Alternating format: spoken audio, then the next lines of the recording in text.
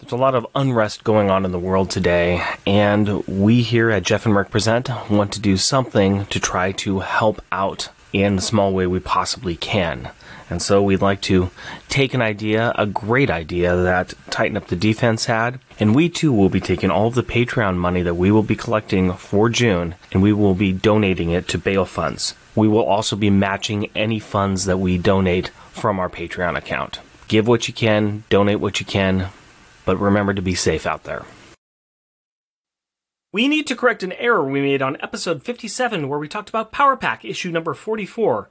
We stated that the story was done by Julianna Jones, which was written on the credits page. Let me try that again. Which is what was written on the credits page. We were wrong. It was actually John Bogdanov. The editors of Power Pack also pointed that out in future issues. We missed that, and we wanted to say sorry. I blame our editor. Thanks, Jeff. Thanks.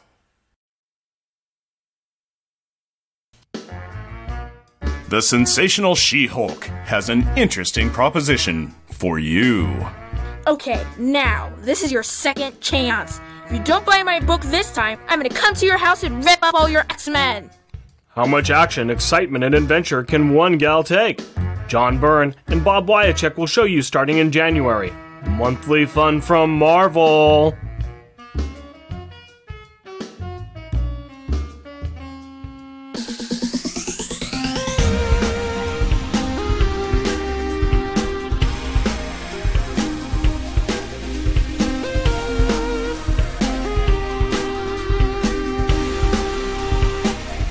Welcome, dear listener, to our podcast, Jeff and Rick Present Unpacking the Power of Power Pack, where we journey through each issue of the most underrated Marvel series of the 80s while drinking beer, analyzing awesome and amazing adolescent adventures, and absorbing alcohol. I am Jeff. I am Rick. And I am Carrie. Random banter is the right of all sentient beings. Random banter time, my friends. Tell me tales of what you've been doing. Till all are one. Till all are one. That's wow. Right. That really happened in your life? That's a little Optimus Prime quote for you there, Carrie. That's from Transformers, Carrie. Oh. Yeah. The fact that I'm listening to 2 different Transformers podcasts means that that's why it's in that's there. In the old noggin up there. That's really there. Up in the old noggin. I've also got some of the IDW books that I started reading. Actually, I got a lot of them downloaded on my electrical device, and I just haven't finished reading them. But I like the series. I've got 3 of the graphic novels in hard print. So oh yeah, it's good stuff. Good stuff. Nice. Now, let's hear what's new. I'm working from home now, which is nice. I should say that we're recording this on May the 6th, and so we are still in the midst of the COVID-19 pandemic. Huzzah! Boo! Boo! Yeah, I don't think anybody's pro it. So nobody's pro it. I am pro working from home. That's nice. I have rebuilt some of my downstairs basement. I got a little more soundproofing there. Hopefully the quality is a little bit better. Moved some of the bookshelves over. I've got them all organized. In fact, I've got more of my graphic novels over here. It looks really nice on a trade paperbacks. It's really cool. So yeah, we done a lot of work around here. That's what we did. We did a lot of home remodeling kind of projects going on, and I'm really getting this room keyed in. It's really nice looking. Nice. So, that's really cool. Spread out the desk a bit more, so I got more room for monitors. It's quite nice. You need more monitors. I need something to make the monitors that I've got fit, because I got huge behemoth monitor and my laptop monitor, and they didn't both fit on the desk. Now they do. It's quite nice. Cool. Yes, and Carrie helped. Carrie did a lot of help. I also helped with that Cat 5 cable. Yes, and I wired a Cat 5 cable, and she helped me out with that. It was kind of nice, because I needed, somebody small who can get into the crawl space back there. And under the stairs, like Harry Potter. Oh, yeah. No, it got to be the kid that lives under the stairs. And, yeah, it's like Snowpiercer had it right. You need those kids with their nimble little hands to automate a process. So, yeah. I like this idea. Time to get back to work, kiddo. Earn your tuppence. Okay, but after that, I'm going to need to take a bath because it's really dusty.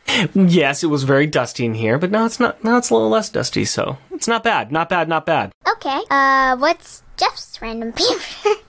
It's been parade town around here lately. We've been living in a parade. Yeah, it's like the teachers a local school. The teachers decorated up their cars and stuff and drove around the neighborhood so that way their students could see them. And so people are standing out on the street, everybody spaced out, waving at their teachers, and the teachers waving back from the cars and honking horns and stuff. And I was like, oh, that's really cool.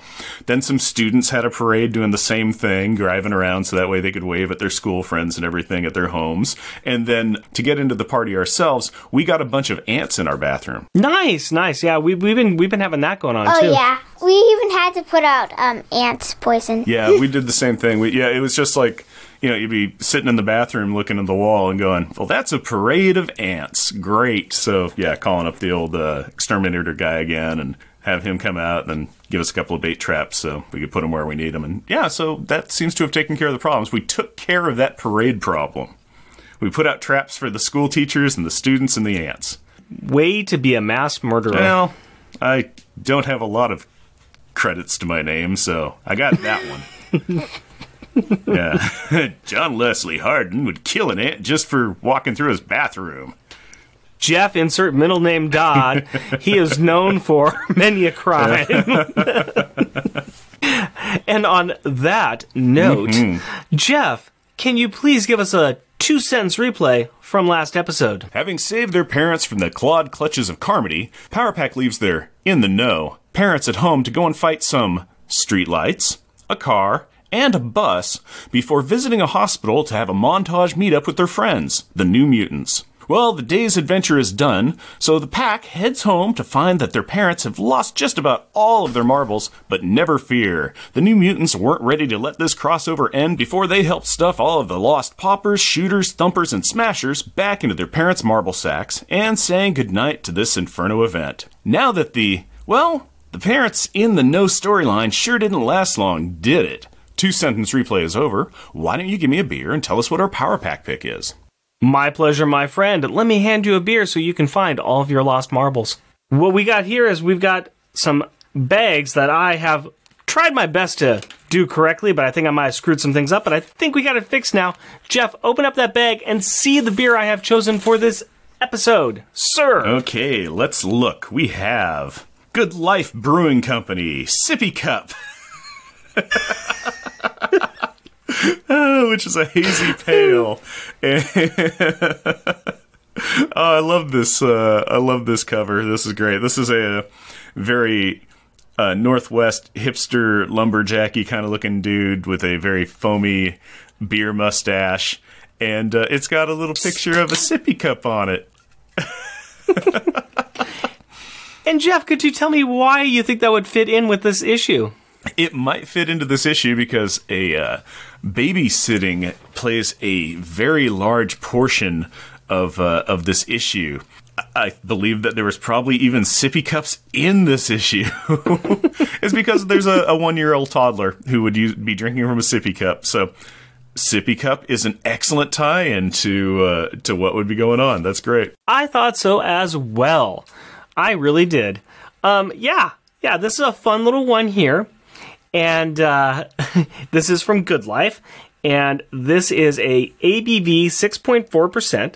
The IBU is 35, and you got a little bit of a little reading there you want to do on the back, don't you? Yeah, it does. It has a little story time, and story time is, this hazy pale utilizes juice yeast from Imperial Organic Yeast, giving big flavors of orange, citrus, and tropical fruit. Eliminate foamy mustache face by getting yourself a sippy cup. Open that on up and let's talk a little bit about this and move on with our show. While you're opening that up, I will say that this uses a light malt bill with fruit-forward hops, Galaxy, Mosaic, and El Dorado. Melon, pineapple, black tea, and citrus notes are up front in the aroma on this. 6.4% ABV treat. That looks like a nice color. Yeah. Like a honey color. It is. It's a hazy honey color. Opening this up, you can really smell citrus and pineapple. Oh, yes. Yeah. Yes, you can. As soon as I cracked open the can, it was just kind of like, hello, have some fruit. Have yourself some pineapple and citrus. So it smells good. It really does. Yeah, it smells good. It looks like a very hazy honey colored view. Can't really see through it at all. Nope, it's pretty opaque. Got some sediment in it floating around that I can see. A little bit, yeah. Not very fuzzy, but let's try this out. Yeah, I definitely am getting that juicy flavor. I'm not getting a heavy hops, which is kind of nice. No. I can feel the hops in there, but I'm actually getting a lot more of those citrus and melon and pineapple notes. Mm-hmm. How you feeling about that? It kind of has a furry texturing that it gives to the tongue, and I think that's just because it is, while it's not excessively like bubbly, it honestly is, because you're kind of looking at it, it's like just a bunch of tiny little micro bubbles, so it gets on your tongue and really kind of gives it that little terry cloth coating. Oh, this is quite pleasant. It's got some nice fruit flavors that are in there. This is a good summer day beer. I can definitely see this being on a deck, enjoying a nice summer day drink. Yeah, that would be... Because it's not very too heavy. Yeah, just smelling it, it does really have those fruit notes. Tasting it, it's not as, like, fruit strong. It's not like punch, it's fruit. It's kind of like, yeah, there's fruit, and you get that kind of musty-ish kind of hoppy flavor going, but not that, like, rusty nail kind of flavor going on. It's not bad, but this would be a very good sitting out on the back deck, warm-weathered beer. So yeah, this is an enjoyable brew. I think I'm going to enjoy drinking from my sippy cup as we talk about this issue. Mm-hmm. I'll just drink from my water bottle. Yep, because Carrie's way past the need of sippy cups. And now, the opening credits, if you please. Power Pack, issue number 45, April 1989. Who Am I This Time? Credits: Julianna Jones, special guest scripts. June Brigman, special guest pencils. Hilary Barta, special guest inker. Joe Rosen, letters. Glennis Oliver, colors. Carl Potts, edits. Tom DeFalco, same old editor-in-chief. Featuring Power Pack, Alex Power, aka Destroyer. Powerball Dude. Julie Power, aka Molecula, Mistress of Density. Misty and Bubble Girl. Jack Power, aka Counterweight. Punchy Guy. Katie Power, aka Starstreak. Flying Lass. Guest starring the recently recovered Power Parents, Jim and Maggie, who have been tricked into believing that it was all a bad dream and that their kids do not have superpowers. The boogeyman is hanging off the spire of the Empire State Building like a squishy, ugly, marshmallowed King Kong, green teeth filling his grinning mouth, dangling Maggie and Jim from his fingers as Julie flies by on her bed. Well, I don't remember Julie's bed gaining the light speed power, so this feels like a dream sequence. And if Neil Gaiman has taught me anything, it is that in dreams there is talking. So what non sequitur comments are flowing from the recently banished creep's foul face? Oh, something about time flowing like the sands in an hourglass. Your family is doomed to fly apart. You're growing up and there's nothing she can do about it. Nya, nya, nya. So, just a normal days of their lives monologue. Gotcha. It is pretty creepy stuff, and that is saying something coming out of the pure horror show that was Inferno. As Julie is doing her best Angela Lansbury and David Tomlinson impersonation, the white nightmare blob is telling her that the older she gets, her family of love will fall apart. To emphasize these words, he spreads his fingers wide and lets her family members fall out, broken and in pieces, like so many third graders' action figures. Speaking of breaking, we see cracked egg versions of her parents as her flying bed zooms by her apartment. Creepy. Yep. Just as creepy as hearing about how children will eventually leave their mothers as we watch demons rip babies from their mother's arms. No! The preteen girl has screamed herself awake and tumbled out of her bed, waking up her younger sister. After explaining her dreams to Katie and recapping the last few episodes, the younger sister comforts the older sister with a quick hug and assures her that all is well. Thanks to the New Mutants mind-tricking their parents to make them forget that their precious progeny have powers. Comics, folks.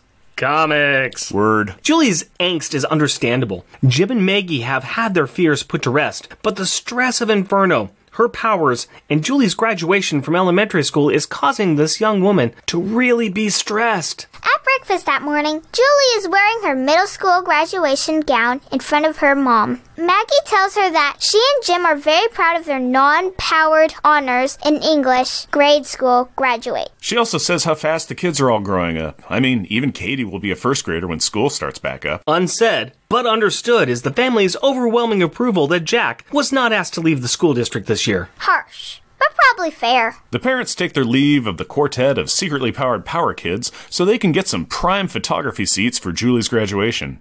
After they leave, the kids talk about how they need to make sure the parents never find out about their powers again, as they have shown that they just can't handle that kind of truth. You can't handle the truth. Nobody can handle the truth. This court's out of order. You're out of order. The court may be out of order, but Maggie still looks a little tired from all their ordeals. But it is nice that the family is all back together again. Heh. Ring! I got it! Hey, numbskull, look out! Hello? No fair. Just 'cause she can fly, she always answers the phone. Of course the kids use their powers when their parents leave the house. It's to be expected, really. After all, I would do it too if I had the ability. But who's on the phone? I gotta know. Oh, it's just the Spock and Shockwave Society calling to give Alex their coveted Most Logical Award for talking to himself about how much time and energy is saved when he can just disintegrate meal messes instead of having to clean them up. Really? No, it is actually one of their neighbors who lives in the building. She wants to know if Julie can babysit tomorrow. Her regular sitter is out, and she needs someone to watch Tommy, who is a very good little boy. Mannequin Lawyer wants me to point out that is a lie. Tommy looks to be about a year old and is covering his mom in split peas and trying to blind her. Jeff, you okay there, buddy? Your eye is kind of twitching a little bit. It must be the Skype connection. I don't have PTSD. I'm fine, I say. Alrighty then. Julie excitedly accepts the job. Alex points out that she should ask Mom and Dad first, but Julie just hand waves that away, saying she is more grown up and responsible now. Then, to really showcase this statement, she realizes that she is running late for her graduation. Oh no! Time means nothing to a girl who can fly at the speed of a cloud. She heads through the city and lands in an alley just behind her friends, the twins, Ruth and Jenny, who had just about given up on waiting for her. Apparently, they make it to the graduation on time because we get to see Julie receive the traditional rolled-up piece of paper for her troubles from a pair of congratulatory hands. The parents and kids are all really happy and excited. And they should be. They are celebrating the fantastic, normal, everyday accomplishments of life with friends and family, taking goofy pictures and making fun memories. Julie, her parents, and some of her friends head to the Central Park where the rest of the Power family has set up a picnic with Alex's girlfriend, Allison, and some Roy Rogers chicken. Roy Rogers chicken. Have you ever eaten at a Roy Rogers restaurant? No, I just love food that comes in bucket-sized portions. Settle down, Buckethead. What else are the kids up to? Well, Jeff, I'm glad you asked. There is a cute scene with Julie and her friends playing badminton with Katie. As they are playing, the older girls talk about the fears they have about going to junior high. They have heard rumors that the school they are going to is pretty rough. People get mugged in the halls, and some have even been killed. Allison, sitting nearby with Alex, assures them that while it's tough, nobody has been killed. She does tell them that they have to look and act tough, and it helps to have a guy like Alex around that will protect you. Alex? Have a guy like Alex around to protect you? Okay.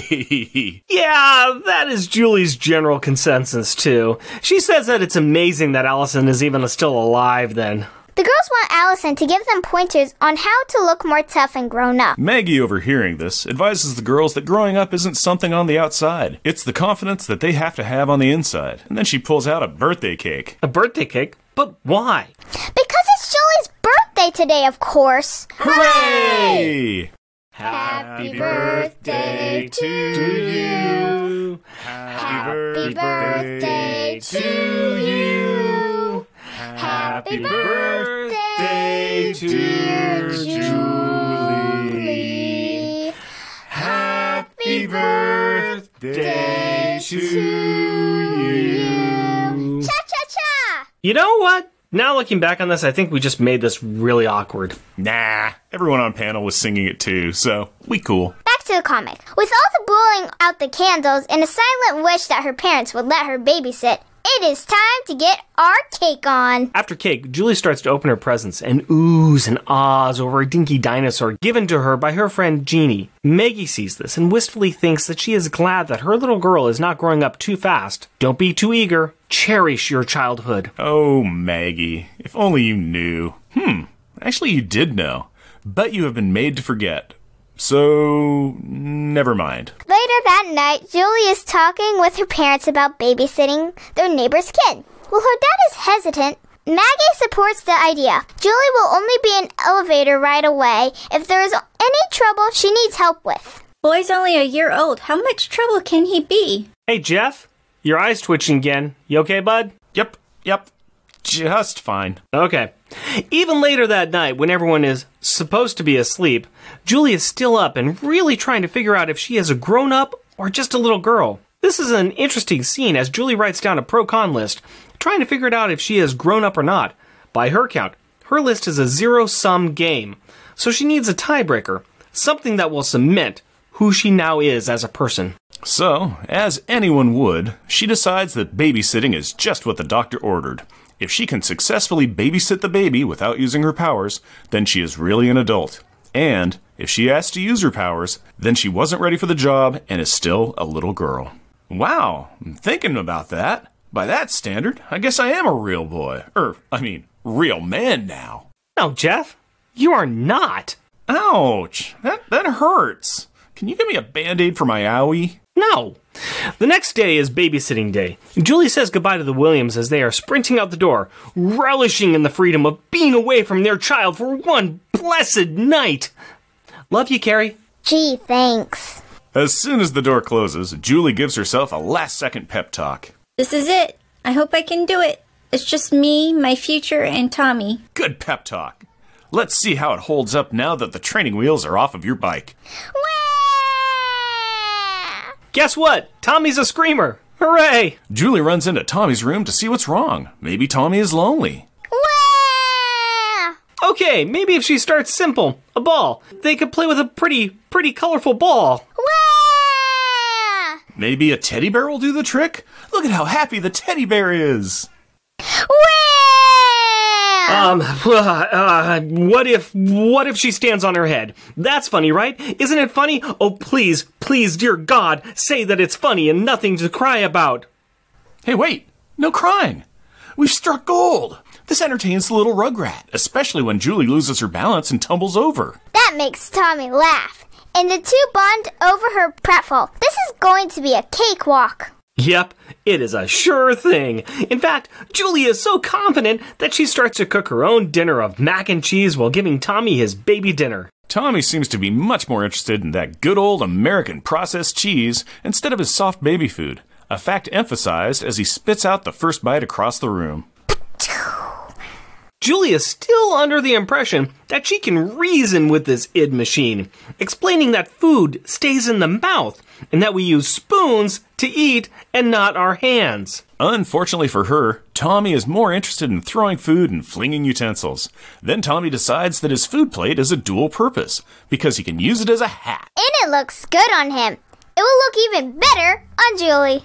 It all started off so well. What happened? It's gonna be a long night. Yes, it will be, Julie. A long night that stretches into what feels like 100 years of dark, shadowy doom that resets each and every day. Well, Julie's not there yet. She is still determined to make some lemonade out of that soft, mushy food laying all around. She takes the tiny terror from his high seat and starts to clean him up, only to realize her mac and cheese is boiling over. Oh no, Mr. Bill! Okay, time to triage. Boiling a hot mess that is only going to get worse, then food-covered baby. She gets as far as turning off the stove and pulling the pot. But then she realizes that the crazy kid has crawled off. Some quick searching finds the baby in her parents' room, tossing clothes from the dirty laundry hamper everywhere. Julie moves him to the living room in his toy bin while she collapses onto the couch. No time for collapsing, Dr. Jones. It's time to take an alphabetical block to the top of your thinker as the Tornado Todd tosses his toy. Julie uses her bonus action to activate her second wind and lays down the law. She is in charge. And no snot-nosed little diaper wetter is going to boss her around. No, sir. So let's change that wet diaper. Funny you should say that, because as soon as she takes off his diaper, he takes off. Like off. That's okay. As she can catch him, since he is half undressed, Julie makes the command decision that now is a great time for a bath. Oh, good boss thinking. This kid has upended and thrown everything that he has gotten his hands onto. So, let's introduce water into this mix. Yeah, let's just say that he hydrates the bathroom well. Julie, too. You sure do have rinsing down, don't you? The drenched and de-energized babysitter gets the busy baby clean and dry. Her reward for a job well done is to take a moment for reflection and recognition of how hard it is to take care of a baby. Wait! The baby! Where's the baby? Oh, he took off again to cause more mischief. And what is he into now? Why, MTV, of course. Why is he watching reality TV? What is MTV? Okay, first, he isn't watching reality TV. This is MTV of the late 80s. It was a cable station that used to show music videos. Why didn't they just see them on YouTube? And moving on. The music appears to be soothing the savage beast, and after allowing the frantic boy to dance his little booty off, he finally falls asleep. Unfortunately, the Williams will be home in a half hour and the house is trashed. Julie bites her pride and calls her parents, not to ask them for help, but to call on her brothers and sisters. Her excuse is that, the baby's asleep and she's bored. While waiting for her siblings to show, she revisits her list from earlier. She's depressed in her performance. She made it through the night, but she needs help from her siblings to clean up the apartment.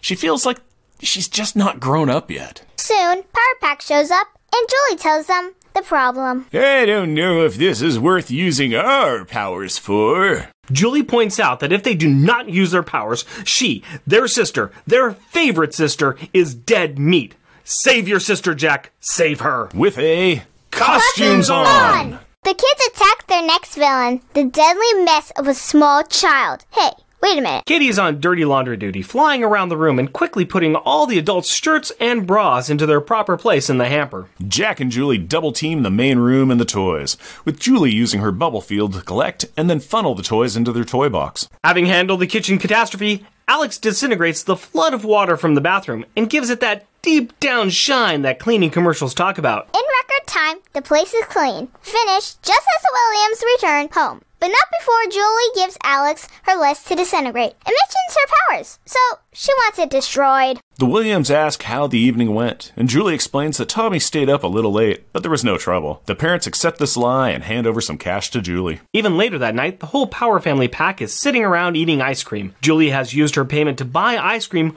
for everyone, which is really classy. Her mom does notice that Julie is a little melancholy. She explains that she does not know what she's supposed to be. A little girl, a junior high schooler, a babysitter, a mixture of carbon and water. Maggie lays out this thesis. Julie is growing up and is figuring out who she is. But this is not a binary thing, and it does not have to be decided in a day. Maggie is an adult with many hats, but she also is a daughter to her father. This segues into Jim announcing that the family has been through a lot, and it is time for them to take a vacation. Get away from the city for a bit. Woohoo! About time! I'm ready for a vacation! Yeah, me too. But we're not going to get to go on that vacation quite yet. Why not? Well, because we have a couple of fill-in issues first, and I want to bring in another out-of-place, out-of-time short story first. So next episode, we will check out Girl Comics number 3 from July 2010, which features a Weezie Simonson story called The Job. And then, after that, get out your battle wig and show us your PI badge. It will be time for Power Pack, The Punisher, and Dakota North. Hey, let's look at the cover. That's a great idea. I think it's time for Power Pack packaging time. Yeah! Cool. So we have a cover here drawn by June Brigman and Hilary Barta, which is a great pair. And I like this cover. Actually, Jeff, why don't you describe it? The entirety of it is a nice brown background color, and at the very top, in kind of a scary font above Power Pack, it says, Daddy's Little Girl. On the cover for the art, there's a little sidebar that says, Revenge of the Boogeyman Epilogue. And it has a picture of Julie, and she's making her bubble force field kind of thing. Except in all the bubbles is a picture of Carmody, or the Boogeyman's demonic face. So it's kind of like, oh, this is going to be like Carmody's coming back or something. It's Julie alone fighting Carmody. Or it's Julie having some angst about her dealings with Carmody. So, Carrie, is this a lying cover? Yes. You are correct. Sure, it has something to do with Boogeyman, but guess what? It has the first 2 pages that are dealing with a nightmare that Julie has with the Boogeyman, and then after that, not so much. You can say possibly that her nightmare kind of starts her angst about is she an adult or is she a kid, but there is a disconnect there. I like this cover. Do not get me wrong. I think this cover is awesome. It just has zilch to do with this issue. Yeah, it really does. I like this one. No, it's beautiful. It looks great. It really does. The one thing about it is that it does put in my mind that this is about Julie dealing with something, which, in that sense, yes, True. it's correct. Very true. It's just not the thing that she's dealing with. Does anybody else have anything to say about the cover of this book? No, I think you covered it great. Yeah. No, it's a beautiful looking cover, though. It really is. So, Jeff, I've got an idea. Yeah, what's that, Rick? My idea is that I think we should get somebody who's an expert at this book to talk about what's actually in the book. Well, do you have anybody in mind? I kind of do. I think we should get the writer in. That is an excellent idea. But do you think we're going to be able to get her on such short notice? I don't know. Let me call her up. Beep, boop, boop, boop, beep, boop, boop. Hi, Julianna Jones. How are you doing? Hello, Rick. Nice to talk to you. Hello, Jeff. Hi, Juliana. What a surprise to get your phone call. I know. It's such a surprise. It's not like we planned this at all. Oh, and hello. Right? It's like, Oh, and we have Carrie with us, too. Hi, yeah, Carrie. I'm a big surprise here. Hello. I'm glad you're here, too. Yeah, Jeff called me. It's just been, Got a pretty it's good phone. It's been people calling people here. That's what we got going on. Yeah, Next thing we know, Julianna's calling Jeff. I know. And it's just one giant group call. And while we have everybody together, maybe we should talk to Juliana about this issue. Yeah, great idea. Let's do it. Okay, if she's going for it, I'm for it, too. I'm ready. That's the moment that I lost control of the show. All right. Sorry. Thank you very, very much for joining us. This is really an honor for us. We are big fans of course, your parents, and we are big fans of yours as well because we like these books. We like the books that you've done for Power Pack, and we've been hoping that we can talk to you, and I had an opportunity thanks to your mom. I'm just glad that you were willing to come on and talk to us about your memories of growing up with this and your memories of writing this book and just talking a little bit about Power Pack with us. Well, my pleasure. Anybody who's a fan of Power Pack has to be pretty okay. So I figured, let's do it. Let's have a conversation for sure about something that's really great. That is fantastic. Let's just start off with the basics. How was it just growing up surrounded by so many different comic book creators? I mean, not only your mom and Walt, but according to what I've read about where Weezie Simonson started living in New York, she was kind of living in a building surrounded by a bunch of comic book creators. So that had to be interesting. What was that like?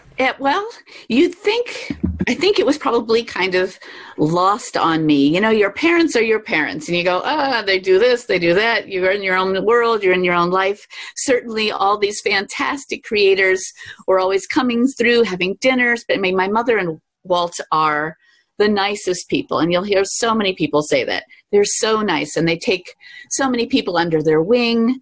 My mom is so supportive and encouraging that's what made her such a fantastic editor when she was an editor. You know, she was able to work with people. She's supportive. She finds the nugget of the person or the thing that they were created and takes that and sort of encourages people. Says, yeah, this is great. Why don't you try this? Let's do this. This is awesome. Go with that. You know, and I think a lot of people gravitated to them. So there were a lot of people that came around the house, to the apartment, I should say.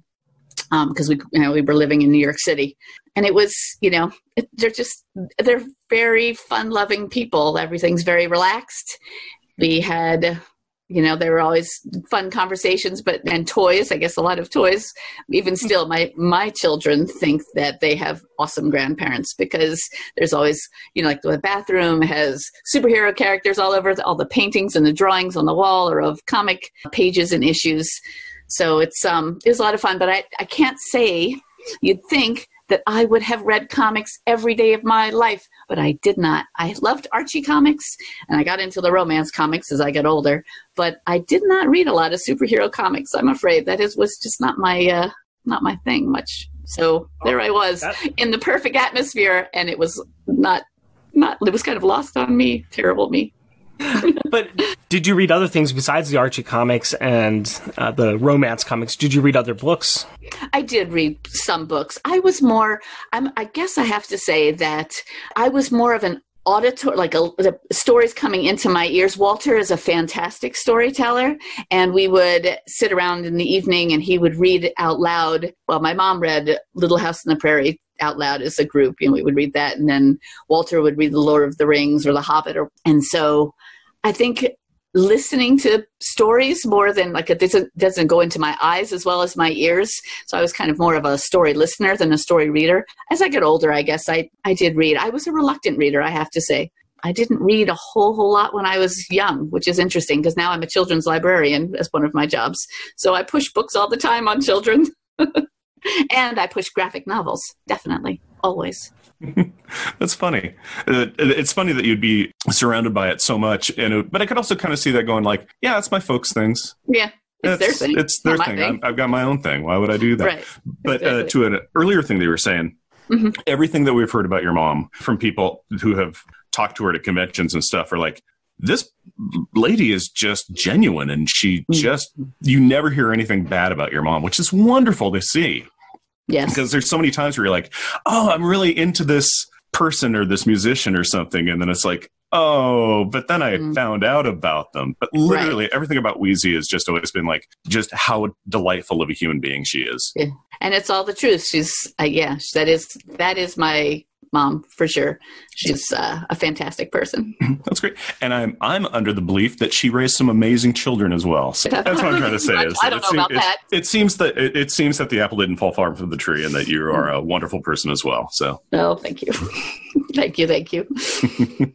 Your mom told us that she used you and your friends as inspiration. Is that true? And what did they think of that? They thought it was very cool. Anytime that they showed up in a story, what isn't? So that's amazing. That's good. That's super cool to find yourself in print or in a story. I think they probably got more excited and thought that the job, the fact that they worked for comics, that was super, super, super cool. So they loved having that, having the appearances. I know that, Jenny and Ruth in the story were Julie's good friends in the story, and in real life, they were my very best friends and continue to be. I'm still, years later, I met Jenny, what we say online, where we were before computers, but we were lined up to go into 6th grade.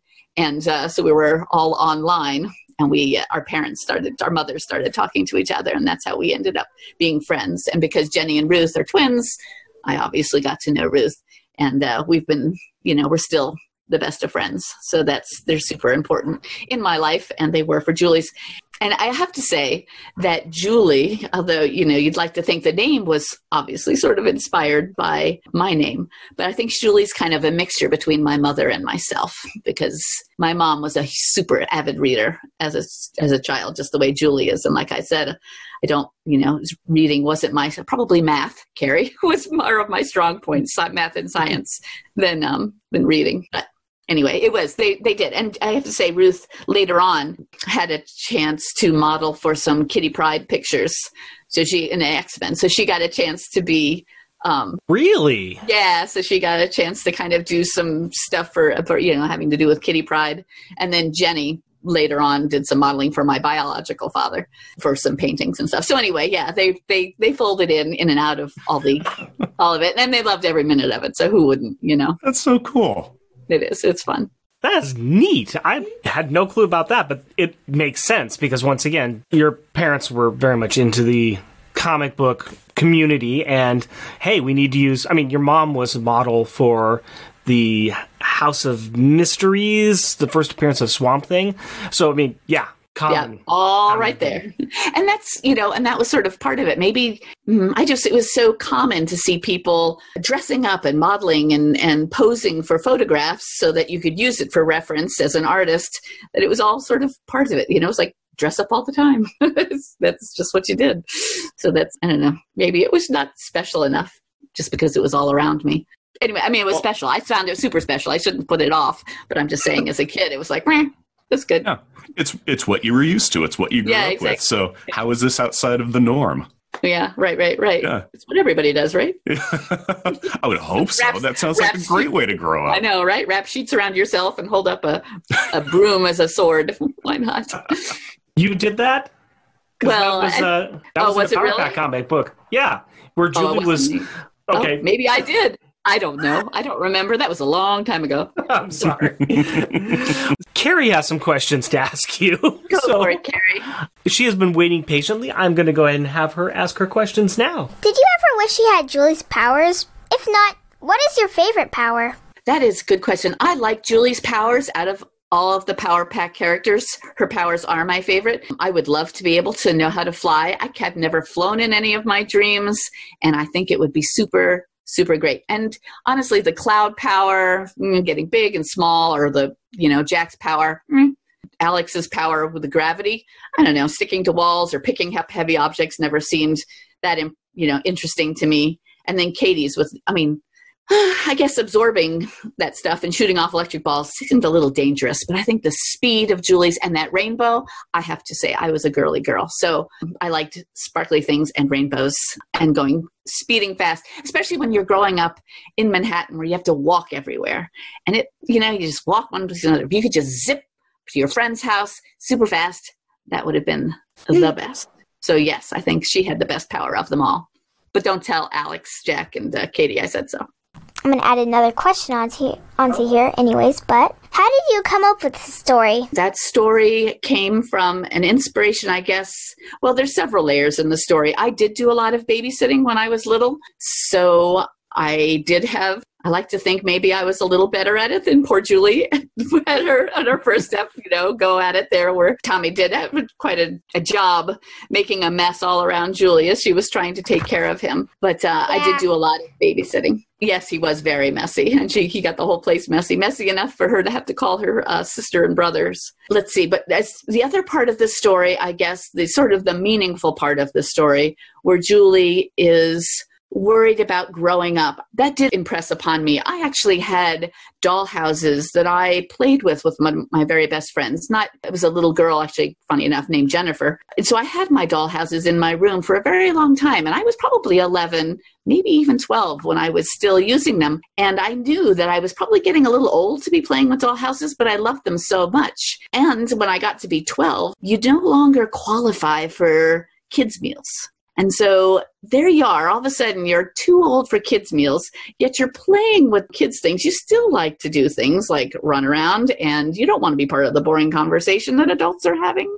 And you still like stuffed animals. So it's like a real pull. Okay, am I supposed to be big? Am I supposed to have the adult meals? Or am I supposed to be a little kid who really likes to play with stuffed animals and dolls? So I think that was something that I remember feeling as I was turning about that 11, 12-year-old age. And so I kind of thought, well, maybe Julie might feel the same way as she was growing up also. And I think in the story, too, I think Julie has her birthday party at the park, which is something that I always did. Yes. Does like a little picnic and she plays badminton or something. That's exactly right. And I always had my birthday parties at the park because I have a summer birthday. So I never got a chance to have a birthday party in school, one of those awesome school parties. So my mother would schedule a party at the very end of June when school was over, before school was over, so that my friends could be there, because in the summer, everybody's so busy, they go away. So I was able to have some friend parties, and then I would have my real birthday in July, but I'd have a June party in the park, in Central Park. So let's see, what was the original question? Oh, about inspiration. So I guess, I know, I went off track. My childhood, I was influenced, I think, by my own childhood for Julie, for this story. Okay, so I was going to add this last question, so I may not say this correctly. What's your favorite pet? And do you even have a pet? I do have a pet. I have a little dog right now. We just got her over Christmas. We also have a cat who's kind of grouchy. And but growing up, I didn't have any dogs.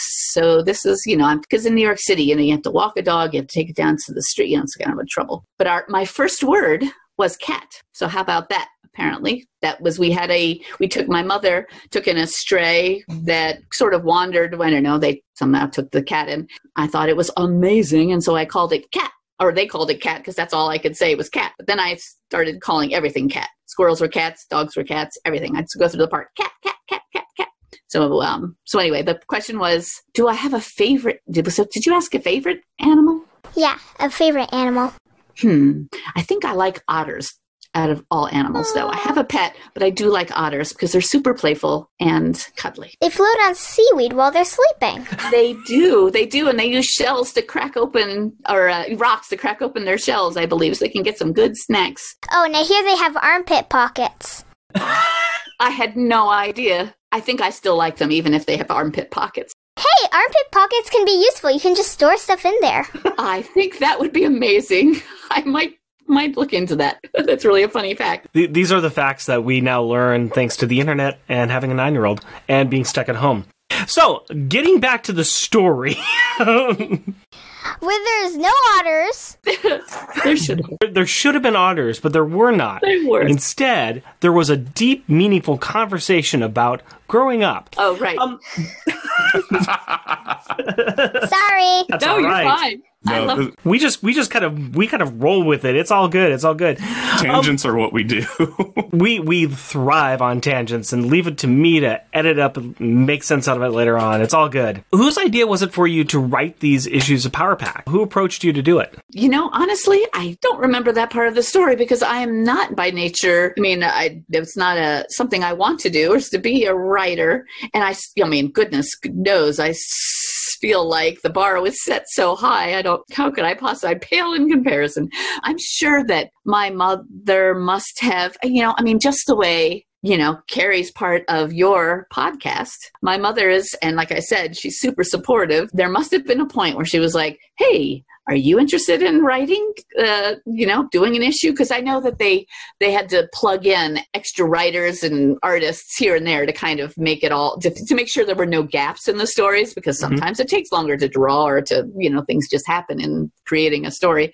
So they have other fill-in writers or authors, and I'm sure it must have been my mother. It was like, hey, you want to just have a shot at this? You have some things that, stories, or maybe we were sitting around dinner one time and she was like, that would make a good story. And I was like, okay, I'll give it a shot. And I was familiar with the process, how you have to kind of, you write the story and you submit it to the editor, and then they do the illustrations, and then you get it back to try to script it and fill in the word balloons. And so it was a lot of fun. It was nerve-wracking. How old were you when you wrote the stories? I was in college. I must have been 21 or 22. So I was old. I know you'd think, oh, she was a kid. But no, that's all right. No shade on the story. No shade on the story. I'm just saying, but yeah, no, I was in college. I remember doing it. Maybe she thought I needed money. Maybe she was like, oh, Julianna, maybe, you're in college if you try to earn a few bucks. I didn't follow the superhero-y part of it. The fact that the boogeyman was in this issue, that I feel like had to get folded in just because they have to keep some kind of interesting storyline. Like that was kind of the what was impressed upon me. It was like when you start a story, you start it off so that you catch the reader. So when they open up the first page and they're looking at it, they're like, what? And they want to pick it up and walk out of the store with it, because it's so you started off strong and you started off with something super gripping, so that, poor Julie's having this terrible nightmare. Is that Carl Potts or Jim Shooter that you're trying to talk like? Oh, that's so funny. Jim Shooter's the one where you got the lesson about storytelling, and that you tell a story, and maybe you've heard this before, using Little Miss Muffet as a guide. So have you heard this before? No. So like as in Little Miss Muffet, so you've established your character, sat on a tuffet, you set up the setting, eating her curds and whey, what your characters are doing. Along came the spider, so you introduce your conflict or your problem, sat down beside her, and frightened Miss Muffet away, the resolution. Conclude. So that's storytelling 101. At least that's what was explained to me. And Jim Shooter. Yes. Thank you very much. I know. Right? Yeah. I've never heard that before. That's great. No? Isn't that fun? That works. It does sort of work on a very simplistic level. What we have read of your writing, we have liked it. We have liked it a lot. You may not have had the polish of more seasoned writers, but you had a strong influence by your mom. You had another really strong influence by Walt. And then you also had some editors that were not going to steer you wrong. I mean, Carl for Haas sure. as an editor, he really tied a lot of things together, and you can see his hand really guiding a lot of the stories. Mm-hmm. They weren't going to just throw you in the deep end and just say, have fun. So I think you did a fantastic job, and they're good stories. They're good work. The one we're talking about tonight, I mean, it's a really good contemplative slice of life. What do these kids do in their normal lives, and how does, maybe being a superhero is affecting it, but they're also dealing with all the other things as well of, I'm growing up, I'm graduating, I'm moving beyond, but I still like these little dolls. The superhero parts are kind of at the beginning and at the end. Yeah. Her brothers and sister do not need to come up and use their powers to clean up. They could have cleaned up without using their powers. So you added the powers in, and it's like, you were adding the powers in to show they got powers. Yeah. And it's funner to do it that way. But at the same time... Yes, isn't that, what we'd all really liked? If you have to do the dishes, yeah, you could do the dishes. But hey, if you could just do them by, right, zapping them, fantastic, job done. I can go, off with my toys or my books or whatever I could do sooner. So that's that's the fantasy fun part of it. But for sure, the character development and characters are something that I find the most interesting in real life, and just people in general. Why do people do the things they do? What makes us tick? What makes people feel and think the way they do? So I think that I find that super interesting, and I find that when stories I read, I really appreciate the character development. I mean, it's like Harry Potter, awesome, love it, but I really love the characters that J.K. Rowling creates in that story. So that's part of what draws me to stories. Are the way the characters act and feel and think. I like stories. I make stories. Do you? I'm making a series with my friends. That's awesome. That's how you start, right? That's it. I drew stories and comics too. Do remember doing that too, having comics and illustrations. Now that's that's jogging my memory. Is that I remember drawing and writing my own stories and comics too when I was little. That's so funny. I wonder what those are. Anyway, that's fantastic, Carrie. Good for you. Thanks. We'll get you published someday, too. That'd be cool. I love the fact that your stories are slice of life. It's like, yeah, anybody could go and fight the aliens on the moon and do that. Yeah, everybody's seen that story. But I like the aspect where it's like, yeah, this is a superhero, but she's babysitting and graduating. Yeah, this is really great. Okay, what about this one? Well, Mean Girls have stolen her stuffed animal that she was going to give to her grandpa. Well, that's interesting. I love the slice of life stuff. I absolutely love that. So I love the storytelling that you do with that. I think, like we all are, so many people, we're mothers or fathers or sons and friends, and, I don't know, wives or husbands or something. That's true of these children, that they really are children first, and they didn't seek these powers out. They were given these powers, and now they still have to grow up, and they still have to do the things that kids have to do. But now they have the responsibility of these superpowers, and I think that's part of what makes the Power Pack. And aside from the fact that they're really neat characters, they still have to grow up, and they have to do it with these powers, and they're trying, just all of it's so much fun. I was an only child. I think that was something that I thought would have been pretty neat too, is to have siblings like Jack and. I mean, you just have siblings. My mother grew up with, there was a whole slew of no brothers. They were all girls, all sisters. So I think she knew about, having to live and to deal with your, siblings. Yeah. But reading the stories, I was like, yeah, wouldn't that be awesome? It's like Little Women, all that stuff too. Just having a tribe of siblings to have to deal with. Which could be neat. I know Carrie's an only child. My daughter Aurora is an only child as well. So it is kind of that whole, it would be nice to have more family form, because then you have somebody that they can relate to, or kind of like, here's a burden that I have to bear, but I can share it amongst my peers, which is also my family. So that's right. Well, then you get really good friends. That's what I did. And you get a built-in friend. Yeah. Mm-hmm. And they are my sisters. So talking about writing the siblings and writing Power Pack, it is very interesting how well you wrote that sibling interactions, and once again, being an only child. So that's just another point to very creative writing. Was that your wish fulfillment of how you would like to interact with your brothers and sisters, if you ever had any? Probably. Yeah, they're so nice to each other that I think, and that was one of the lessons my mother would always have taught me. Like, we came out of I don't know, watching something once, and she was like, "Did you get that? Did you hear what was the real lesson there was be nice?" And so there it was. And that's kind of, I think, the bottom line, I think, is be nice, the lesson behind all of it. So that was, the fact that the siblings are there for each other. Maybe they bicker every once in a while, but they did. They came up. They helped Julie clean up. That was awesome. And then Julie gave them all ice cream. So it was like a win-win for everybody. Yeah, I loved at the end of that with her buying the ice cream, especially where it's like, oh, the dad just paid her, give her a $10 bill. Yeah, that went to ice cream, and then maybe some more had to go into that too. Yeah, maybe. She just got an experience and ice cream out of that. Yep. What flavor do you think they all got? Like, the mom has pink, so is that like strawberry? Probably. I would think so. Can't think of another pink flavor. Are there colors on them? See, now, That's something, if we're talking about writing, that's something that I would not have included in the story when I'm writing. I would be like, yep, they're sitting around eating ice cream.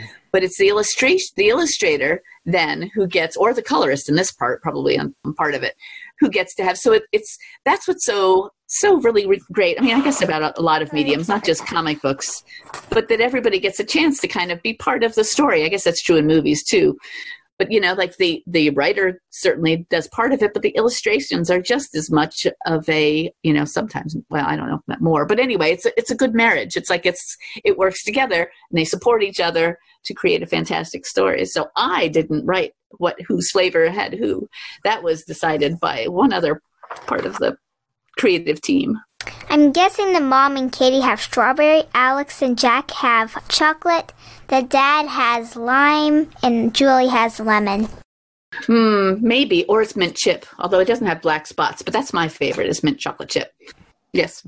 I know that you said that you have children. Do you see them having a future of keeping the family tradition of writing comics alive, kind of a legacy career? I can't say so necessarily. Isn't that interesting? My son, he's 27. He's very good with languages, and so he's been to Japan. He's fluent in Japanese, and he works for a Japanese company. Not that he isn't creative. Actually, he's a very good writer. He's a very good writer, and so he writes. He writes well, but he's kind of writing not necessarily for, creative purposes, certainly not comics and storytelling. My daughter, who's 24, my poor middle child, who I can't remember how old she is. She's an artist. She works in 3 dimensions, a sculptor, I guess, sculpture. So my son who has to, wears a suit when he goes to work. He's kind of the black sheep of the family because he has a real 9-to-5 job. But, she's part of the creative end. So she'll, right now she's just, she's out of school and she's working for other artists and she's creating her own stuff. But it doesn't seem to be in the field of comics, sort of following the fine arts end of it. And then my 13-year-old is yet to see. She won an award for a Halloween story that she wrote, or not a Halloween story. It's just a story that she wrote this year at school. So she got, she won the contest and got a gift card or something. So there's that. But she doesn't read many comics. So I have to. I guess she reads graphic novels. Maybe that's like the modern day comics. It's easier to get them in those little collected trade books where you can go. That's kind of how I'd do it before. It would be like, oh, I can get 6 months in one go. I don't have to keep track of anything. Okay, I got the story. Yeah. Yes, and I'm a big proponent for the graphic novels. I have like I said, one of my jobs is a children's librarian. So I have a nice section in my little library all for graphic novels. And I'll hear parents sometimes, the kids are like perusing themselves, and they'll be like, oh, why don't you get a real book? And I'm thinking, no, this is a real book. Yeah. I'm like, this is it. Kids are reading. Why can't do it? Yeah, as long as they're reading something, who cares kind of what it is? And the vocabulary in some of these graphic novels, you're certainly learning a lot. It's not for everyone because trying to balance between pictures and words, I think, truly is tough for some people to read. That's not their jam. But that's it. Let them read. Yeah. There's some good stuff out there in comics. I love all this, I don't know. They're winning awards too. You got Caldecott and Newbery Award-winning graphic novels. It's the real deal. Mm-hmm. Yeah. Speaking of reading, what are you reading now? I don't really read adult fiction because I'm back there. I'm trying to keep up with what the kids are reading. So I often read juvenile fiction and YA fiction. That's probably what Any good recommendations for a target audience? I know. What do you like to read? Do you like fiction or fantasy or? I like fantasy and fiction. It's like my favorite. It's like I like the way the art is. If like an animal is talking, I'm like, aww. Have you read the Amulet series, the Amulet graphic novels? I'm still reading that. Yeah, that's good stuff. That's good stuff. And Bone? I do have the first collection of Bone. I don't think she's read it yet, but I do have the first collection of that. Yeah, Bone's great. And El Defo, I really love that too. That's a bunny she's I don't know if she's hard of hearing, she's like hearing impaired. It's an autobiographical story. And it's told the characters are bunny rabbits, but she's deaf and she's hard of, I guess, hearing impaired. Anyway, that's a fantastic story too. I think I see people reading that book every once in a while. Next time, when you have a few minutes. It's a good one. You were saying that child librarian is one of your jobs. What are the other jobs that you have? I'm a preschool teacher and director. So I live in a town where it's a very small library. And so I'm just part-time there as the librarian. I do a lot of after-school programming and collection development. But it's not, it's just like I said, it's a small library. So in the morning, I work at a preschool. So I work with small children, teaching them. They're my favorite. I get the best of both worlds because in the morning I get to work with the little ones, but then I still get to see the bigger kids in the afternoon for like after school programming. So it's, it's like the kids are my thing. I love them. Oh, that's really great. That's really, really great. They're really great. In the Little Bo Peep Lost Her Sheep one, with her making the stuffed animal, was that something you did from home ec? And then did like your grandfather grow up on a sheep farm? Is that kind of the story on that, or? That's the fiction part of it. Oh, so okay. Yes, the true life part of it is that I did get mugged, essentially, that after school, and I was with Jenny and Ruth, and we had finished our sewing projects, and I had mine with me. It wasn't a sheep. I actually had the skunk. I made a skunk. Okay. And I don't know why, I'm not sure what got changed in the story. I guess grandfathers don't have skunk farms. So I had, mine was a skunk, and we were after school, and we're still very close to the school. And my elementary school was close to the middle school. And some older girls came over and they started bothering us and asked us for our whatever money we had. And so we gave them whatever, we had a quarter or something like that. But then they were just sort of continued to be bullies and took the stuffed animal. And I was not like Julie in that. Well, I guess in Julie in the story is upset. I mean, I certainly didn't have superpowers to be able to handle it. I froze. I didn't know what to do. I was just upset. My stuffed animal was gone. She had just taken her money. I had just been, bullied by somebody. Oh. But Ruth was the one who was like, this isn't the way it's going to happen. I'm going to deal with it. She didn't go to the girls, but there was a teacher close by because as we all let out of school, the teachers kind of monitor the side, the area as you start walking home because it was in school buses. But she walked up to a teacher and said, those girls, da, da, da, da, da. And so the teacher kind of took care of it and got the animal back. I don't think we got our money back, but certainly got my skunk back. And I think I still have the skunk to this day. Oh. Yeah, so it was, thank goodness for Ruth who stood up for us. Good on her. It's good to have a brave friend. It is very good to have a brave friend. Right what you know, right? That's it, yes.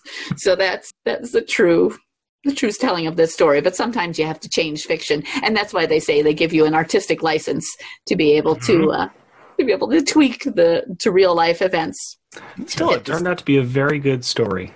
Yes. Well, yes. We didn't go after them and send them off to the... But in your mind, if you had the powers, we were going to take those kids down. You got it. They had to learn their lesson. But if you had a secret identity, you would have to wait a little bit until, everybody was gone, and then you would attack them. That's right, yes. And we would hope that you would at least have a mask. Oh, that's a good point. Yeah, that's important for a secret identity. I would have just loved it if you had said, now the true portion of this story is that I went after these mean girls dressed up as a monster and they freaked out. Oh, that's right. I forgot that part of the story. I don't think that story is very believable because I don't think those girls, they would not have been fooled by a sheep. Actually, they weren't fooled by the monster. They actually went and took the monster down. So really, it was actually more to real life than you would think. I guess so. Thank you very much for your time. This has been a real treat. This has been wonderful. Yeah, thank you. It's been it's been a lot of fun. I have to say, you guys are very nice, and Carrie, you're fantastic. Thanks. We really do appreciate this. This is one of the great things in doing this is kind of like, oh, let's talk about a 35-year-old comic book. But just the interactions that we're getting to have with people and having, people like you coming on and talking to us about kind of your experiences with it is amazing to us, because it's not something we would kind of think of just out of the ordinary. It's like, oh, hey, why don't we talk to the person who wrote these stories? Let's find out a little bit about your life. And so you coming and spending your time with us, we really, really do appreciate it. And my pleasure. I'm glad you called, Rick. I'm called like. I'm also very, very glad that a little bit of gentle prodding on your mother to say, hey, I wouldn't mind having her on the show. I know. My mom's like, it'll be great, Julianna. You'll be fine. I'm like, okay. Oh, anyway, yes, I really appreciate it. And it's great that you guys are carrying this torch and holding up Power Pack to keep it out there for people to pay attention to and read, because it's good stuff. Yeah, we like to say that this is the most underrated comic of the 80s, and we really do stand by that. It was really nice meeting you guys, and it was lovely going back and remembering the issues of Power Pack for sure. Okay, that was cool. That was fabulous. I was so glad that we had the opportunity to talk to Julianna Jones. That was cool, guys. Thank you both for being here, and thank you both for asking her questions with me. That was really cool. Yeah, I like that part when you just like boop, boop, boop, and then she's like right there. It's like short notice. What can I say? I got the power. In fact, you might even say, I got so much power, I've got power thoughts. Because it's Power Thoughts time now. Let's talk about the Refrigerator Gallery. There is some good artwork in here because it's June Brigman's artwork, so love it all. But there is, of course, going to be some funny panels we see. There's going to be some good panels we see. Let's start this a conversation, a roll in here. Jeffrey, give me your funny backup one, sir. My joke backup one is on page 22, and I call it, How Would You Rate Your Experience? And this panel is in the bottom left-hand corner, and it has Julie, kind of crashed out on the couch and getting hit in the head with a wooden block that have the alphabet letters B-A-D on it. And that spells out bad. So I thought that was just really funny. Because, toddlers are going to throw stuff. Oh, yeah. And you usually get hit in the head, because that's the ones you remember. Just the fact that it's an alphabet block and it spells bad, I thought that was hilarious. I like that one a lot. That is a good one, and a very good drawing as well. My funny one is going to be on page 10. And oh, yeah. It's the bottom panel, and I call this one Boink, because boink. It's Boink. Katie taking a birdie right at the bridge of the nose. So she's getting cross-eyed as she's following the birdie and seeing it hit right on the bridge of her nose. It's a funny pratfall, but you know what? I think it's pretty funny. I like it a lot. I get a kick out of this one. Oh, it's great. And just it was on my list, and just to specify, it's a badminton birdie. I'm sorry, what did I say? No, just birdie. Oh, okay. But because that could be a bird, maybe an ostrich hitter. Nobody wants that. Nobody wants that. But this one was on my list, and I'm pretty sure Rick's going to pick this one. At least it wasn't a hedgehog. No, it was not a hedgehog. It was not a hedgehog. Now I'm worried about hedgehogs hitting me. Carrie, tell me about your funny one, please. Page 20, fourth panel. Tommy's got a hat. I like that one. So yeah, Tommy's in his high chair, and he's got his food plate filled with food, and he's just flipped it up on top of his head, and he's wearing a hat now with all the food streaming down. And what's Julie's look? Tommy is happy as can be. Yeah, he even says, Tommy hat. Tommy hat! Very good choice. That's a great one. Jeff, tell me about your top one, sir. My top funny one is on page 23, and I call it, I hate to see you leave, but I love to see you. Hey, get back here and put some pants on. And this is the top middle panel, and it is a freshly undiapered Tommy who's decided to go zoom out. And he's just crawling away, and it's a back shot of a bare baby butt just crawling down the hallway with Julie chasing him, and it cracks me up because it's like, yeah, that's not inaccurate with a 1-year-old. Yeah, that feels right. That feels accurate to me too. So mine's on page 6, and it's the bottom panel. I found this to be very funny. Jack is so powerful, and he's got such control of his power that he's able to actually step on his word balloon. Oh, he is. That's right, he is. I call that's an impressive power there, Jack. Yeah, this is where he's floating up, Yeah. and he's just kind of like, there's something on the top shelf. I want to see it. I'm going to just hang on the wall. He's been doing a Spider-Man. He's sitting up against the wall. He's got his foot on the wall, and Julie's yelled at him, take his shoes off. So he's taking one shoe off, but his foot against the wall is stepping on the word balloon. Yes. So I thought that was a pretty impressive power there. Oh, that's great. You know what? I don't think I even noticed that. The word balloon is keeping Jack's foot from the wall. Or his foot is keeping that word balloon from flowing off. Yep. It might just pop.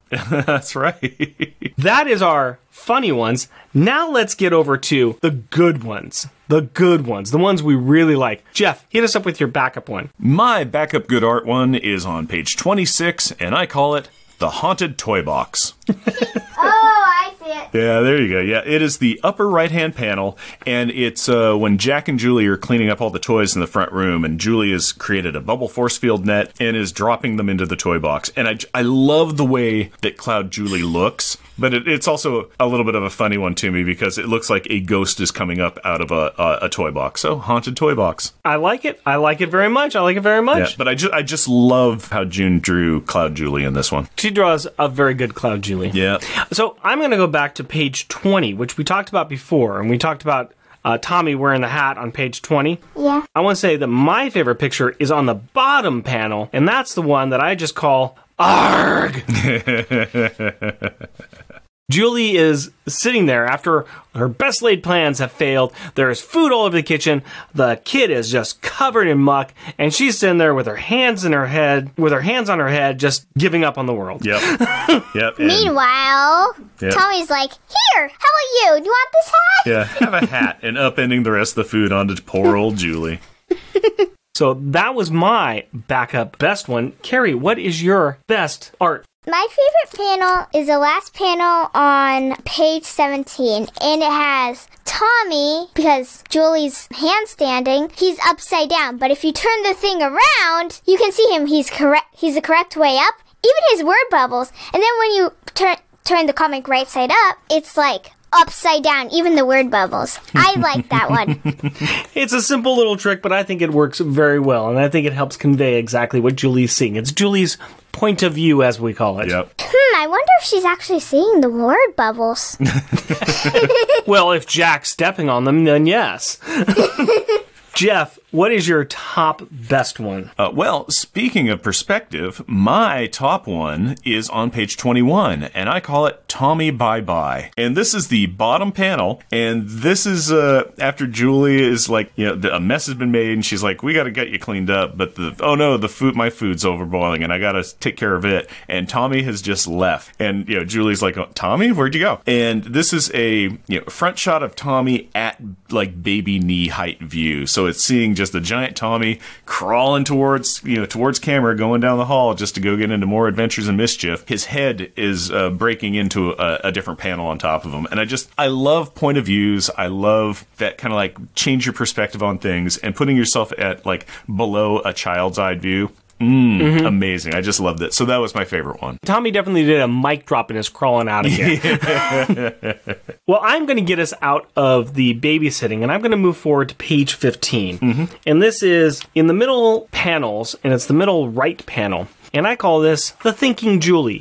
I just liked it. I kept flipping back to this one, and it just really caught my eye. I think that June Brigman did a really great job capturing full panel of Julie's face and the look of thinking and concern that's on her face. She is contemplating, whether she's a kid, whether she's an adult, and she's doing it very seriously. Yeah, there's good lighting in this too. Good lighting, good texturing, and you can really see the thoughts, the concerns. There's a lot that's just being emoted there, and I just kept coming back to it, and I really enjoyed it. It's a good one. You made a really good choice. There was a lot of really good close-up art on Julie's face. Yes. There really was in this. Because let's face it, this was a Julie episode. Oh, yeah, it was a very much so. Julie-centric issue. Yes. And so there was a lot of her thinking, and to get into that kind of contemplative thinking mode, you're going to go naturally do a close-up to get get really kind of close in on a person's features to go like, maybe we can express what they're thinking just on their outward facial features. And this issue did a great job of that, and this panel does a really good job with that, because it does show that kind of just far away, kind of thoughtful, contemplative facial expression that a person would have. So good choice. Thank you. Good choices all around. And now we're going to insult each other. So let's talk about rubber and glue moment. What was the best or most childish insult in this book? Starting with a backup one. And I'm going to go ahead and start off with it. And this is on page 12. And it's the backburn this compliment. This is my top one. This is going to be a top one. This is my top. It's the backburn compliment that Julie's friends are giving to Alex. It's after Allison says, well, yeah, but I've got Alex there to protect me. And then Julie comes back with, and you're still alive, Allison? Amazing. That is just such a good, soft burn. What do you think about that, Jeff? It's your favorite one, huh? Yeah, that was my top one. I absolutely loved that. I did love the backhand burn on that from Julie onto Alex. Just in talking to Allison, I thought that was great, yeah. Yeah. Anything else you want to say about your top one? I think I got it covered. I think you covered my top one really well. All right. Carrie, what is your funny one? My funny one is... It's on page 5. Yep. Second panel. Yep, this is my top one. Numbskull. So Katie is flying over towards the phone to catch it using her powers, and she bumps into Jack, and Jack says, "Hey, numbskull, look out!" Yep, that's my top one too. Hey, numbskull. Good old Jack. Yes. Good old Jack. Gives some of the best insults. We didn't mention yours. You had another one for your backup? Yeah, my backup is on page 23, and it is, I'm stuck in the babysitting, man. I just love this entire babysitting arc. This is after Julie has given Tommy a bath, and she's just kind of talking to herself about how, like, hard this job was when she didn't think that it was going to be. And she's kind of describing Tommy to herself, and she says, he has the opposite of the Midas touch. Whatever he touches, instead of turning into gold, turns into a disaster. That is a very good simile. Very good simile. She's already practicing for her SAT tests. Yes, she is. So I like that a lot. There wasn't a lot of insults going on in this. There was, I think the 3 that we covered were the insults that were here. Yeah. But the only other one was Jack saying, boy, you graduate and you become a queen mother. That's about it. Yeah. So there's roughly 4 insults to grab. That moves us down into stars of detention. We need to identify the child who was the best and the child who was the worst in the issue. So let's go ahead and start with the worst. Tell us, Carrie, who do you think is the worst kid in this book? I think Jack is... Sure, he gave us some good insults, but he wasn't careful on how he used his powers. I mean, he was going to make footprints on the wall, possibly, and he was going to make footprints on his word bubble, so... Yeah. You need to read it. Yeah, he's stepping on his word bubbles, and that does not make him a good kid. I mean, we need to read it, Jack. Think about us. I agree with you. I also had Jack for a lot of the same reasons, too. I thought that Katie, Alex, and Jack, they were not really appearing too much in this. It was really Julie's issue. But at the same time, I did think that of all of the other ones, I thought that Jack was bringing the least amount to the party. And what he did bring was a little bit more on the negative side. So, I mean, and when he was passing the stuffies to Julie, he didn't even need to use his powers. Yeah. He didn't, no. He was just like, degravitize the stuffy. I'm not sure I said that right, but... Well, we got what you meant. Yeah. Jeff, who did you have as a bad one? No, I'm right there with you. I agree. I put Jack. It's, again, this was a little hard one to pick a bad kid because... It was a Julie show, and the other kids were there sort of, but not really. They were very, very much background players. But like all the reasons that you said, Jack. I think that leaves us with the obvious that we all went ahead and said, this is a Julie story. It is. This is a good Julie story. Yes, it really is. Julie was doing a lot of contemplative stuff. She knew when she was in trouble. She knew that she needed to call her siblings to help her out. She was willing to listen to advice. She was willing to talk to her mom and dad. She was good with her friends. She was all around really good. And, bravo for her for accepting a babysitting job and going in on it, Yeah, that's the reason why I chose her. It's like stepping up to babysit. We all good with that? Yep. We are. Let's grade this thing. Now, this is going to be fun here. We have the opportunity to talk to the author. We aren't going to have that influence us at all. We want to grade this against everything else that we've already covered and read, and we're going to do so and see where it lands. At the top of the list, we have Issue 42, Revenge of the Boogeyman. Fantastic issue. Going down to about number 20, we've got Power Pack 13, which is Fireworks. Number 40, we are at Power Pack number 8, which is Monsters. That's the first one of the Dragon Man Cloak and Dagger little trilogy that went on. And then the last one is X Factor Annual 2. Anybody got an idea about where they would like to see this? Of the Julianna Jones stories, I think this is the best one. Well, yeah, I'm looking right now. Number 38 is where we've got Little Bo Peep lost her sheep. So that's where Power Pack 38 is on spot 38, which is weird. Yeah. Funny. Okay, yeah. So I think it's going to get eventually bumped because I would say that it deserves to be above that. Right. I agree with you. Let's see here. Spot number 35. I'm just kind of going up a little bit here. We have Crack Up. That's where Alex discovers there's a crack problem as a schoolmate and Rip rival die. I kind of like this one a little bit better than that one. Yeah. I could agree. Then do you like it better than Power Pack number 29 where Johnny rival with a gun? I'm looking here. We've got like all of the crack ones with Alex there. I kind of like this above all of those, including Trash. Okay, here we go. Here's where I'm going to have a real question, and that is going to be Uncanny X-Men number 205, Wounded Wolf. Ooh, yeah, that is just a primo one. Yeah. And that's the thing is that I like this. I don't think that this is a better issue than Uncanny X-Men 205. I agree. Yeah, I could easily put it in the new 32. Hey, number 32 is on spot number 32. There's a handful of these. Weird that we got a couple of those things out like that, but yeah. So, but yeah. That's the new number 32. Power Pack 45, new number 32. Yeah, again, this is an amazing issue. I really, really like it. I love the slice of life stuff. Julianna did a really good job with it. Of the book she wrote, I think this is the best. It's just, there's a lot of really good Power Pack stuff. So there is. I think 32 is a great spot for it. I do too. We'll go ahead and say that is good to go with that, and that is going to bring us down to our final thoughts on the beer. So Jeff, what do you think of this beer? It's nice. Like we were saying, it would be a really good summer beer. It's really mild to drink. It's not bitter. It's not very bitter. No, it's not bitter. It's a little kind of old fruity, if you know what I mean. Kind of like that, oh, I love pineapple juice. It's a little old pineapple juice kind of a thing. So it's nice. It's pleasant enough. I would drink it again, but it doesn't blow my socks off. So I'd only give it it's like a 3.5 for me. How about you? I'm actually going to say that this is a 4. I'm pleasantly impressed with it. I've been enjoying it. I think the fruit flavors are really working for me,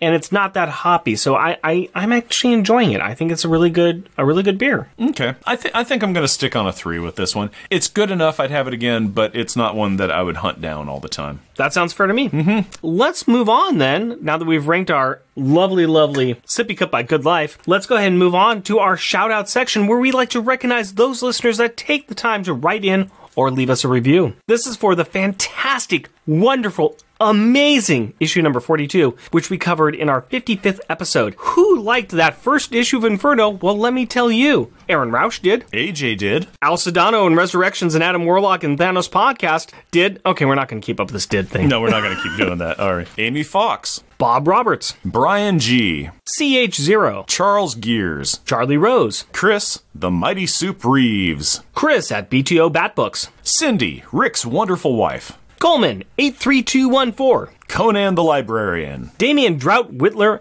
and Jrogol32. Damian had his husband, Jrogol32, recreate the picture on the cover, and he shared the picture of it on Twitter.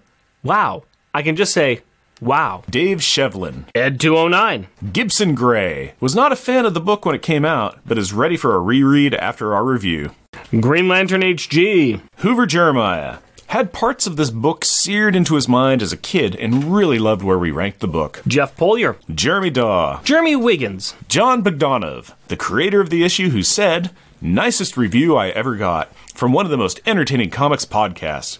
But the best part is guest commentator Carrie. He also provided us with his thoughts on beer selections we should use in the future." Keith Baker. The Longbox Crusade with Delvin the Dark Web Williams and Pat DJ Christatos Sampson. Mark O. Rogers. Matthew Birdsey. Max Traver. Osvaldo Oyla. Rich. Scott Sutton Johnson. Sean and the Secret Wars and Beyond podcast. Rodney Dean. Rustin LF. Ruth Sutherland. Sailor Bear Zodar. Tim Price. Trans Lesbian and Planet Eater. Waffles. The Worst Comic Podcast Ever with Colin Stapleton and Jerry McMullen. We have some merchandise available at Redbubble. Go to redbubble.com and search for Unpacking the Power of Power Pack.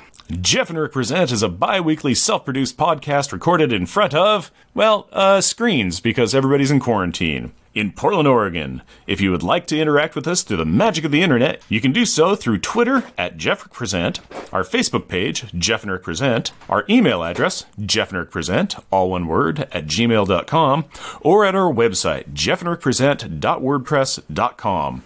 Also, our YouTube channel at Jeff and Rick Present. And if you would like to support our show, you can do so on Patreon. You can find us at patreon.com, Jeff and Rick Present, all one word. We are a supporter of the Heroes Initiative, and we donate 10% of our Patreon donations to this great cause. We encourage everyone to give what they can to this worthwhile organization that helps creators who provide us with such wonderful content. Just go to heroinitiative.org to find out more. Please rate and review us wherever you can. Tell your friends about us, or share your love for us on social media. And as always, we want to thank the powerful people in our packs. My wife Cindy and our daughter Carrie. My fiancée Hillary and our daughter Aurora. Me and my kitties. We love you. Until next time. Costumes off.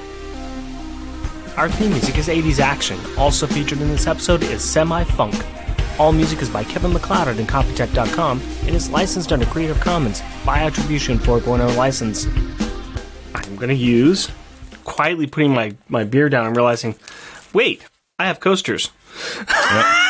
Are they, what kind of coasters? Power Pack coasters. Show me the coaster. You haven't seen those yet, have you? I haven't seen those yet. Jeff and Rick You got branded coasters. I showed you It those. looks like my shirt. I haven't seen those. Those paper ones? Cardboard. Okay, yeah, cool. I'll make sure you get some. That it was all? Yeah. Well, I don't remember Julie's bed gaining the lights. Come on, Rick.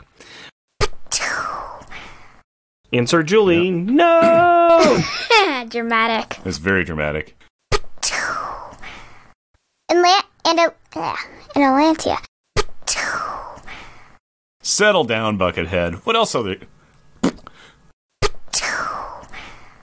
Happy birthday to Julie. Happy birthday. Let's try again. I messed up. Given to her by her friend Jeannie. Maggie sees this and wistfully thinks that she is glad that her little girl is growing. It's Jenny, not Jeannie. Later that night, talking with her presents.